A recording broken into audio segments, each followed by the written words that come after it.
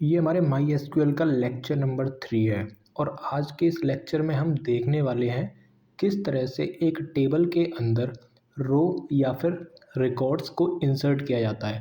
अगर आप एक बार में एक रो इंसर्ट करना चाहते हो तो आप किस तरीके से करोगे वो भी मैं आपको दिखाऊंगा, और अगर आप एक बार में एक से ज़्यादा रो इंसर्ट करना चाहते हो वो कैसे करनी है वो भी मैं आपको दिखाऊंगा। सो बिना किसी देरी के सबसे पहले मैं आपको बता देता हूँ, आपके सिस्टम में एग्जैम्प इंस्टॉल होना चाहिए या फिर वर्कबेंच इंस्टॉल होना चाहिए।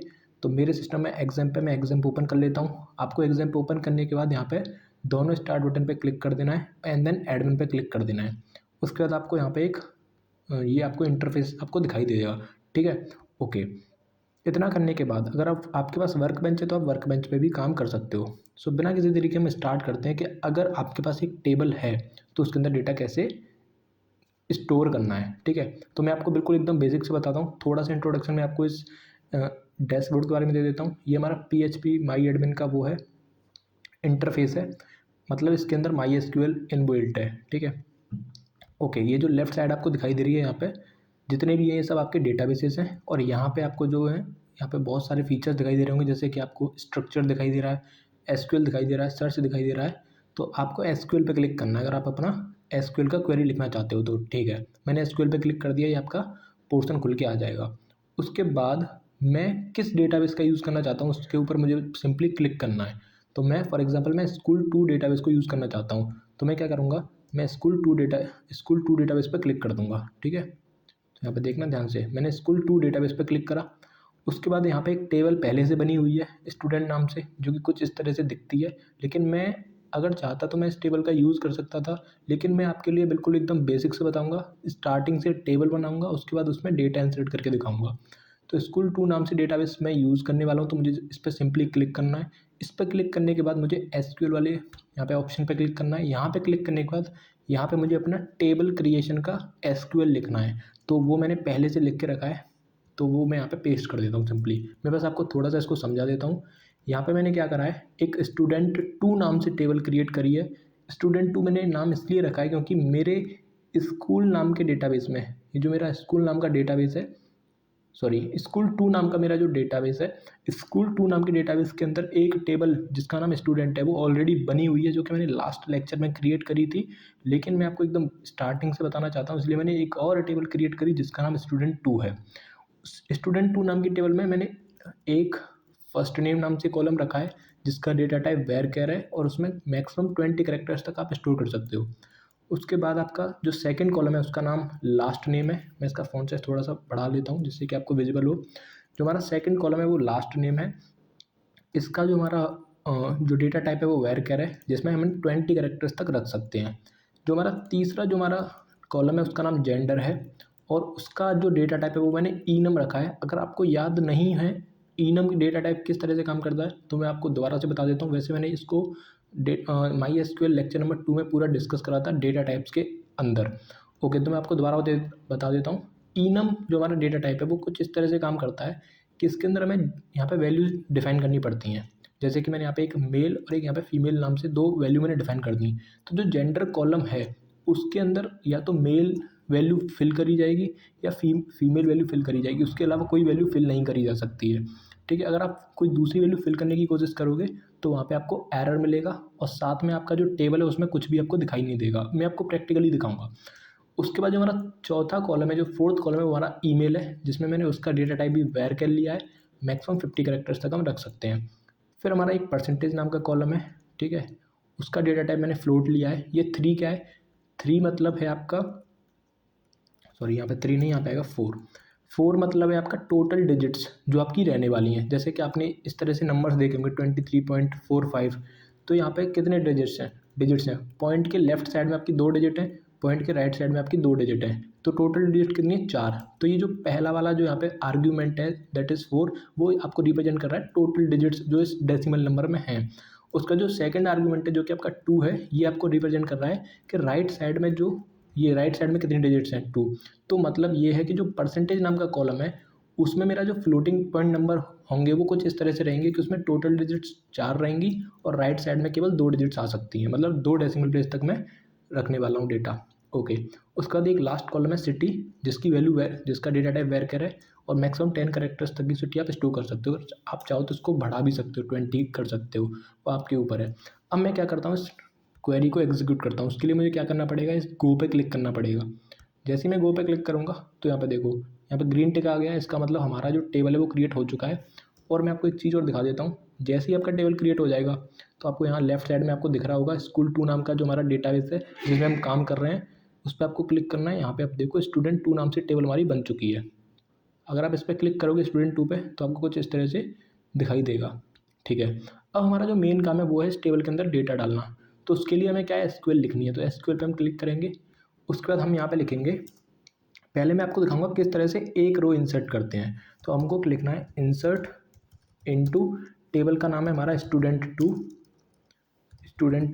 नाम की हमारी टेबल है। उसके बाद जितने भी कॉलम्स हैं उन सबको यहाँ पे आपको लिखना है। First name, last name, gender, email, percentage and then city. जितने भी आपके कॉलम्स हैं टेबल के अंदर उन सबको आपको क्या करना है, इन पैरेंथेसिस के अंदर लिख देना है। तो पहला लाइन आपको समझ में आ गया होगा, इंसर्ट इनटू टेबल का नाम जो भी है, उसके बाद ब्रैकेट के अंदर कॉलम्स, एंड देन आपको लिखना है वैल्यूज़। वैल्यूज़ के यहाँ पे फिर से पैरेंथेसिस स्टार्ट करना है। फर्स्ट नेम क्या होना चाहिए, कुछ भी रख लो, मैं यहाँ पे अंकित रख लेता हूँ। लास्ट नेम क्या रखना है, लास्ट नेम फॉर एग्जांपल मैं यहाँ पर रख देता हूँ कुमार। एंड देन आपका जो जेंडर होगा, थर्ड कॉलम क्या था हमारा, यहाँ पे देखो थर्ड कॉलम क्या, देखो आप यहाँ पे भी देख सकते हो थर्ड कॉलम हमारा जेंडर।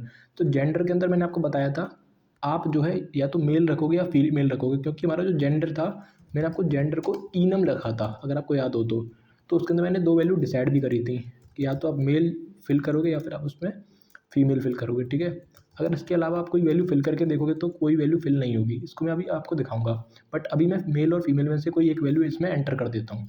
तो देखो यहाँ पे मैंने मेल वैल्यू एंटर कर दी। ठीक है, उसके बाद क्या करना है, ईमेल हमें फिल करनी है। तो ईमेल हमारा कैसा था, वेर कैट था। तो ईमेल फॉर एग्जांपल यहाँ पे लिख दिया मैंने अंकित@gmail.com। एंड देन हमें लिखना है अपना परसेंटेज। परसेंटेज हमारा था फ्लोटिंग पॉइंट में, तो फॉर एग्जांपल 98.99। ठीक है, उसके बाद आपका सिटी फॉर एग्जांपल मैंने डाल दिया यहाँ पे मथुरा। ठीक है, अब मुझे क्या करना है, इस क्वेरी को एग्जीक्यूट करने के लिए गो पे क्लिक करना है। जैसे मैं गो पे क्लिक करूँगा देखो यहाँ पे 1 रो इंसर्टेड आ चुका है। मुझे स्टूडेंट 2 पे फिर से क्लिक करना है और मैं यहाँ पे देखूँगा तो देखो मैंने फर्स्ट नेम में अंकित डाला था, लास्ट नेम में कुमार डाला था, जेंडर में मेल डाला था और ईमेल में ये डाला था, परसेंटेज में इतना, सिटी में मथुरा। देखो सारा का सारा डेटा आपका आ चुका है। मैं अब आपको एक ये दिखाने वाला हूँ कि अगर आप जेंडर में मेल या फीमेल के अलावा कोई वैल्यू डालते हो तो क्या होता है। तो हम यहाँ पे फिर से चलते हैं।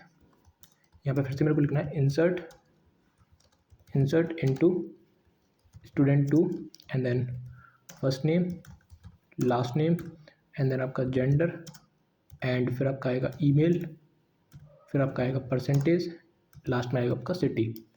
ठीक है, उसके बाद आपको क्या लिखना है, वैल्यूज़। वैल्यूज़ लिखने के बाद आप यहाँ पे वैल्यूज़ डाल सकते हो, फॉर एग्जांपल रोहन, यहाँ पे Rohan and then last name डाल देना for example Sharma. And then gender में इसका डाल देता हूँ, फॉर एग्जांपल मैंने जेंडर डाल दिया इसका अदर। ठीक है, और यहाँ पे मैं ईमेल डाल देता हूँ, कुछ भी ईमेल हम डाल देंगे, for example rohan@gmail.com। And then इसकी परसेंटेज मैं बहुत कम डालूंगा, 30.45%। सिटी इसकी डाल देता हूँ, ये है कहीं जुपिटर से आया है ये भाई। ठीक है, कुछ इस तरह से। अब मैं क्या करता हूँ, इसको रन करता हूँ। ठीक है, जुपिटर। तो देखना यहाँ पे क्या होगा, ये जो आपका यहाँ पे देखो हमने बोला था जेंडर में आप या तो मेल डालोगे या फीमेल डालोगे, लेकिन यहाँ पे मैं उन दोनों वैल्यूज़ के अलावा कोई वैल्यू आपको डाल के दिखा रहा हूँ। तो देखना क्या होगा, एक एरर नीचे आएगी, एग्जीक्यूट हो जाएगी आपकी ये क्वेरी, आपको एक छोटा सा एरर भी दिखेगा, पर आपका डेटा ये इंसर्ट भी हो जाएगा। मैं आपको दिखाता हूँ, देखो यहाँ पे देखो, पहला तो यहाँ पे क्या आ रहा है, एक रो इंसर्ट हो चुकी है। मैंने बोला था क्वेरी आपकी एग्जीक्यूट हो जाएगी, लेकिन एक एरर भी आएगी। यहाँ पे देखो ध्यान से, देखो ये जेंडर के लिए इसने कुछ एरर दिखाई है। ठीक है, आपका डेटा भी इंसर्ट हो चुका है, लेकिन यहाँ पे एक आपको वार्निंग दिखाई है। ठीक है, अब मैं आपको टेबल दिखाता हूँ। देखो टेबल में एक नल वैल्यू होगी, देखो यहाँ पे देख रहे हो सारा का सारा डेटा आपका आ चुका है, लेकिन जहाँ पे प्रॉब्लम थी, देखो जेंडर में आपने अदर डाला था, लेकिन अदर आप डाल नहीं सकते, इसलिए यहाँ पे क्या आ गया, नल आ गया। तो ये आपको मैं दिखाना चाह रहा था। अब मैं आपको दिखाता हूँ किस तरह से एक बार में एक से ज़्यादा रो आप इंसर्ट कर सकते हो। उसके लिए आपको क्या लिखना पड़ेगा, फिर से वही insert into student 2 and then सारे के सारे कॉलम्स आपको यहाँ पे लिख लेने हैं, first name, last name and then gender and then आपका क्या आएगा, ईमेल, फिर आपका आएगा परसेंटेज एंड आपका आएगा फिर सिटी। ठीक है, उसके बाद आपको लिखना है वैल्यूज़। वैल्यूज़ के अंदर आप देखना क्या करना है हमें। अब हम एक बार में एक से ज़्यादा रो इंसर्ट करना चाहते हैं तो हम ऐसे बहुत सारे पैरेंथेसिस बना लेंगे। फॉर एग्जांपल मैं आपको 2 रो इंसर्ट करके दिखाता हूँ एक बार में। तो फर्स्ट नेम फॉर एग्जांपल मैंने ले लिया सोहन, और आपका जो लास्ट नेम है वो मैंने ले लिया क्या लूँ मैं, फॉर एग्जांपल ये ले लेते हैं। उसके बाद जेंडर उसका मैं ले लेता हूँ यहाँ पे मेल एंड देन आपका ईमेल मैं यहाँ पे ले लेता हूँ sohan@gmail.com एंड देन आपका जो उसका परसेंटेज है फॉर एग्जांपल 35.56। ठीक है, एंड देन अगर मैं यहाँ पे एक वैल्यू एक्स्ट्रा और डाल के दिखाता हूँ आपको 35.567, तो देखना क्या होगा। एंड देन आपकी परसेंटेज हो गई एंड आपका आएगा सिटी, सिटी में यहाँ पे लिख देता हूँ गोवा। ठीक है, एक और डेटा मैं यहाँ पे डाल के दिखाता हूँ आपको। मैं इसी को कॉपी कर लेता हूँ, इसमें से चेंजेस कर दूंगा मैं। ठीक है, ओके, तो यहाँ पे गोवा की जगह पे मैं आगरा कर देता हूँ। ठीक है, इसमें परसेंटेज की जगह मैं यहाँ पे कर देता हूँ 67.56 और यहाँ पे मैं कर देता हूँ मोहन। ठीक है, मोहन, इसका भी सरनेम से ऐड ही रहने दो यहाँ पे मोहन। ठीक है, अभी मैं आपको यहाँ पे दिखाने वाला हूँ कि एक बार में आप एक से ज़्यादा रो किस तरह से इंसर्ट करोगे। सिंपली आपको क्या करना है, इस तरह से आपको टपल्स के फॉर्म में 2-3 आपको टपल लिख लेनी है, जितनी आप लिखना चाहो उतनी यहाँ पे टपल आप लिख सकते हो। ठीक है, उसके बाद मैं आपको एक चीज़ और दिखा रहा हूँ कि अगर आप यहाँ पे जो डेसिमल प्लेसेस हैं अगर आप 2 से ज़्यादा रखोगे तो क्या होगा।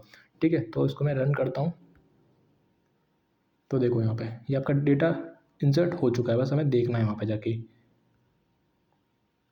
देखो लास्ट में क्या है आपका सोहन, उसका लास्ट नेम सैड है, यहाँ पे जेंडर डाल दिया, ईमेल डाल दिया। जो परसेंटेज में मैंने यहाँ पे 35.57 एक और एक्स्ट्रा वैल्यू मैंने यहाँ पे डाली थी। मैंने यहाँ पर जो डेसिमल प्लेसेस थे मैंने यहाँ पे 3 करे थे, लेकिन इसने कितने लिए, इसने 2 ही लिए। ठीक है, तो इस तरह से आपका यहाँ पे डेटा इंसर्ट हो चुका है। अगर आपको वीडियो अच्छी लगी हो तो प्लीज़ इस वीडियो को लाइक कर देना। बाकी मिलते हैं नेक्स्ट वीडियो में, तब तक के लिए टाटा बाय बाय।